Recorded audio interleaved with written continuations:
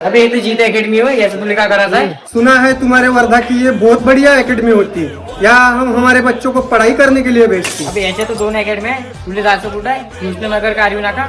हमको वो कुछ मालूम नहीं होती, हमको तुम बस लेके चलती।